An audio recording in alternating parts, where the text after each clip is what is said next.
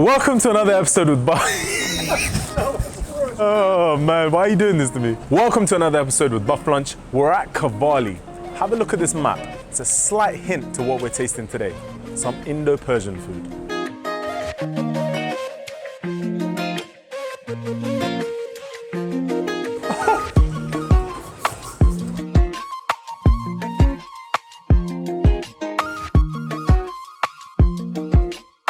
This place has made me wear a shirt that I've not worn for 4 years just because I felt so inclined to dress up just to be here. The decor is something you've never seen before. The level of detail is absolutely incredible.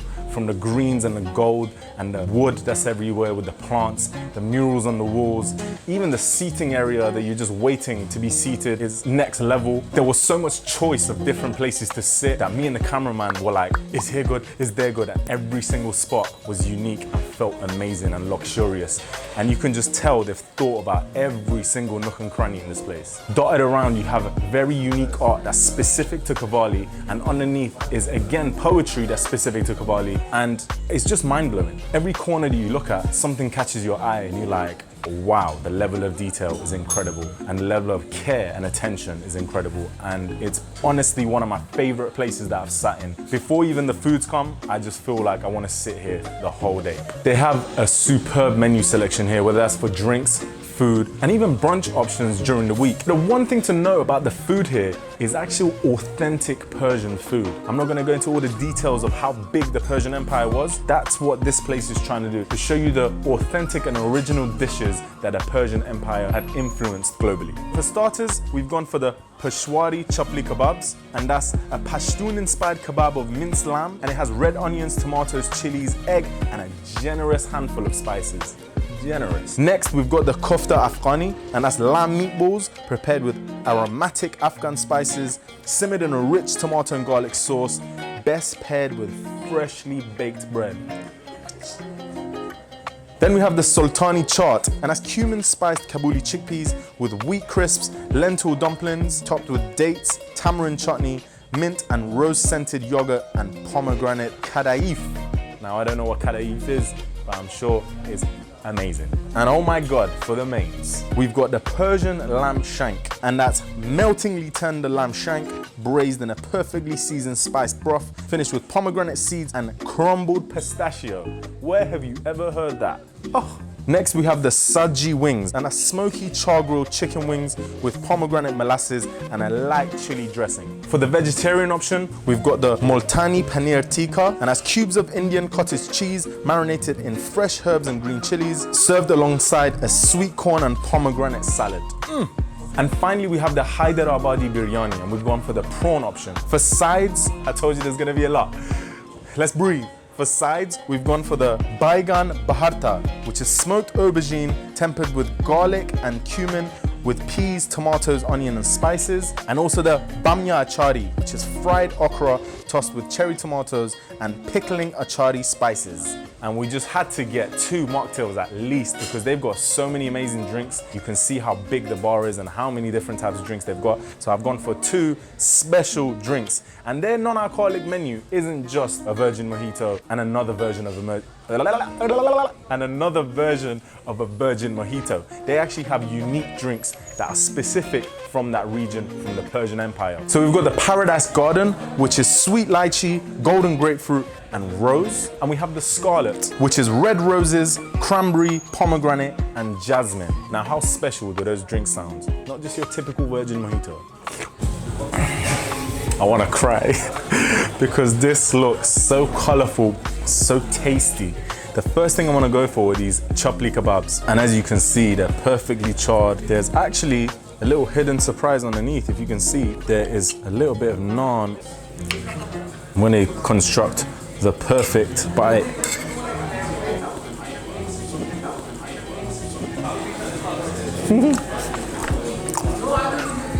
Chapli kebab is one of my favorite dishes from the Asian cuisines. And let me tell you about this chapli kebab. Number one, other ones tend to be oily. because they're fried, but this one is not oily at all. The meat is coarse, marinated, and spiced perfectly, tender, and that bread that's underneath it has absorbed some of that flavor, and the accompanying sauces bring out so much of the flavor out of that meat, and it's charred, it's soft, flavorsome, and it's amazing. I'm just gonna have to quickly just...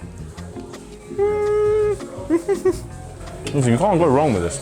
This is one of those starters that if you see it on the menu, try it anyway, but specifically this one is to such high quality and such level of care and detail already with the first starter. I'm just amazed and wowed. And I just wanna grab it like a burger and just munch down on it. Now, because the chaat is cold, I'm gonna go for the Afghani meatballs next. And oh my God, just look at that.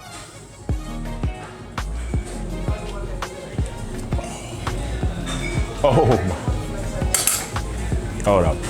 I need another bite. I need another bite. Oh. I want to go kiss the chef. The meatball is so tasty and flavorful, and it's got a slight char taste to it, and the lentils soft. You can get that tomato and the different flavors come through, but it's combined into such an amazing dish. And it actually reminds me of kofte, where in Persian cuisine you have these meatballs, and it tastes very similar to that, but perfectly spiced with a hint of chili in the back, and it just makes me feel, just lifts my spirit.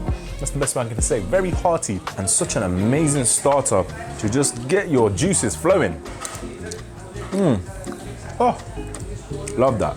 Next, the chaat. Look at the colors in that. We've got the greens, the white, the browns, yellow, the red, the pomegranates, and oh my God, this is gonna be a medley of flavors in my mouth. Oh. I've had this dish before, but I've not had this dish before. The flavor combination and the quality of flavors, the pomegranates just give a burst of sweetness and tanginess.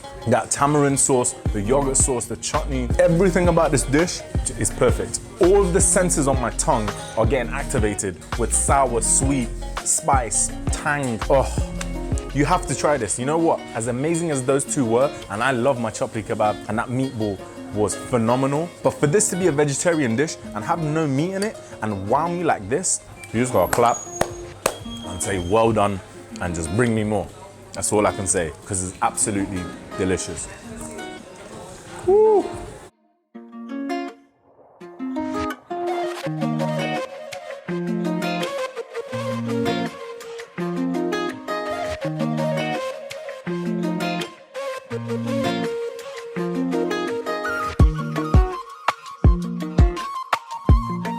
I don't know what just happened.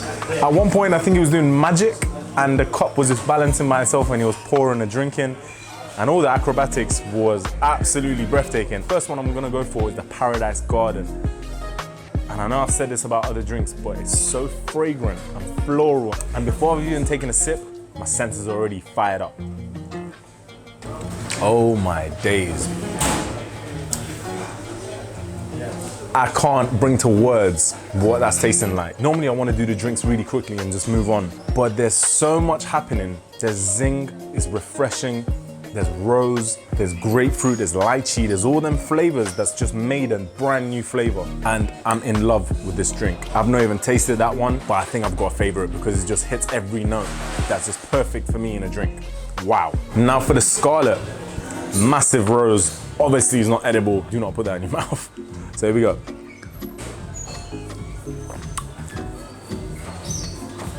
Oh, this is not good. This is not fair. I was won over by the other drink, but whoa. The rose and jasmine taste that's in this, so floral and fragrant. And you got the pomegranate and the cranberry just working together and just a mishmash of flavors, and my mouth is struggling to talk.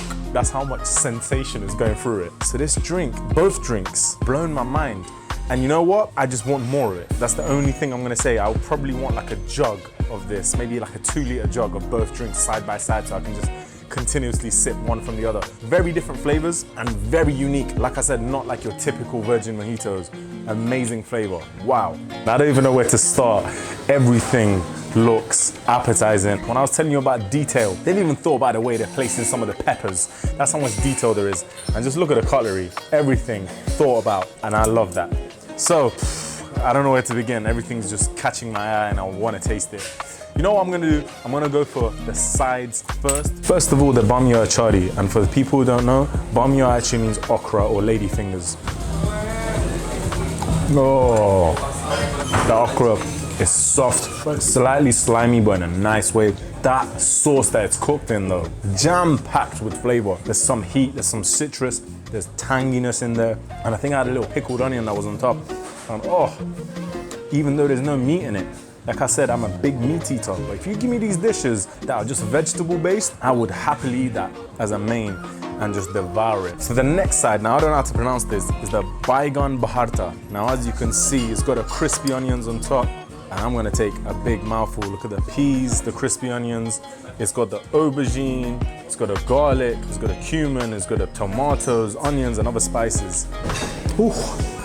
The charred smell just hits me before I've even taken a bite. Ooh. Oh, smoky. Again, so much flavor in that. And the garlic gives you the crispy onions, add some texture. Peas add a burst of sweetness. And you know what? Sometimes I can't explain to you guys what the ingredients are. I can just tell you what my mouth feels like. And so far, everything we've tried in my mouth is very unhappy with me because it's telling me, why the hell have you not come here before and gave me these flavors? And I don't know what to say to it. I don't know what to tell my mouth because I've been missing out. This is some next level food, I'm telling you. Oh, just the sides have got me wild already. So now going with the vegetarian theme, I'm gonna go for the paneer, which again has no meat in it. And that's saying something. I'm enjoying these non-meat dishes so much that I'm just gonna go for another meatless dish. Oh, it's so difficult to explain what's just happened in my mouth. All I can say is that paneer is unique and special in the best way possible. That salad, oh, it's just perfect accompaniment. Some citrus in there. And the little two sauces that were on the side just bring out so much of that flavor out of that jam-packed, flavorful paneer. And as you can see, it's coated in lots of different spices and herbs and grilled and charred to perfection. And the texture of it, oh, I can chew down on that like it's meat. Absolutely love that. I have to go for another bite. Oh man. So next for the wings, and I'll be doing it in injustice if I don't eat with my hands and dip it in this sauce. Just look at the glaze, look at the char. Oh. I don't even want to talk. I don't even want to talk. Listen, you guys are just gonna have to watch me for a little bit. I need another one. Oh, my mouth is struggling to decipher some of these tastes. There's sweet, there's tangy, there's spice, there's zing, and even the salad that's underneath it has just added some flavor into that meat, and it's cooked perfectly. When I'm telling you, when you bite through that, it's like biting through the best chicken wing you've ever had in your life, because it's everything you ever want in a chicken wing. Cooked perfectly, tender and crispy, and so much flavor with tang and sweetness and zing and spice. This is just making my life complete. This lamb shank has been winking at me this entire time and I can't leave it hanging any longer. And here we go for that first opening. Look, I'm not even trying, and this lamb shank has given up on life. Look how tender that meat is. To get a meat to this level of tenderness, you have to cook it for a long time and in the right way, still slightly pink in the middle.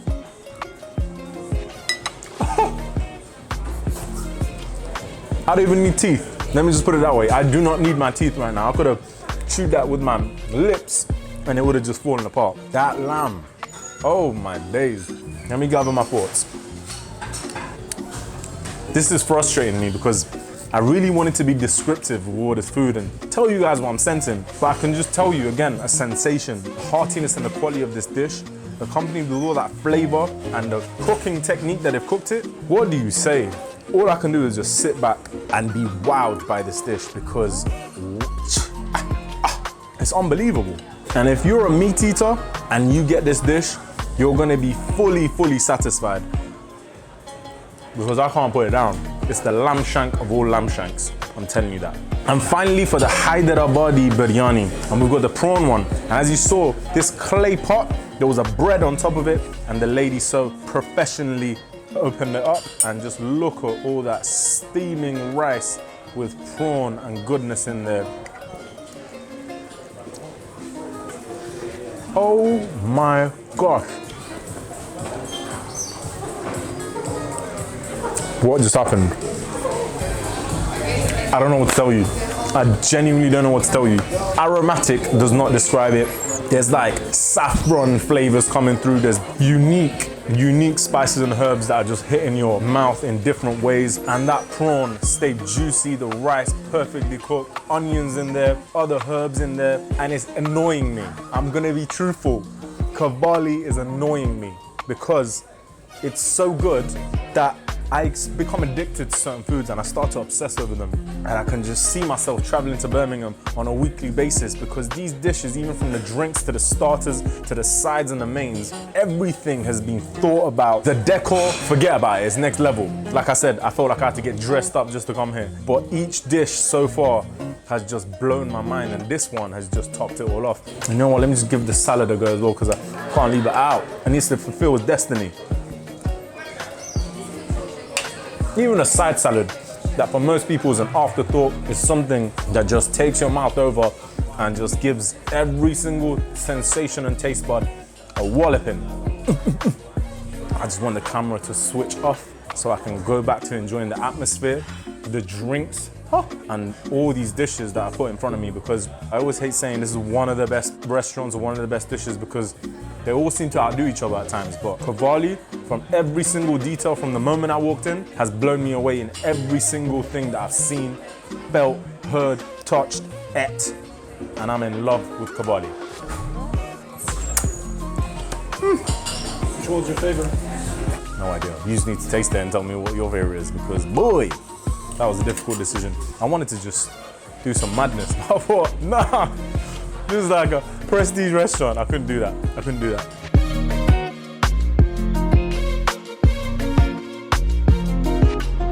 That's it for another episode with Bufflunch. From the bottom of my heart, I genuinely just wanted to sit in here and enjoy the drink, the atmosphere, the food, and I may even convince the cameraman to stay for another half an hour because I just can't bear to leave. Everything was thought about and we absolutely loved it. It's left a lasting impression on both me and the cameraman and we definitely want to come back. And don't forget to like, subscribe and leave a comment in the video. And if there's another restaurant that's to the same level as Qavali, please let me know because I have to try it and we'll see you next time.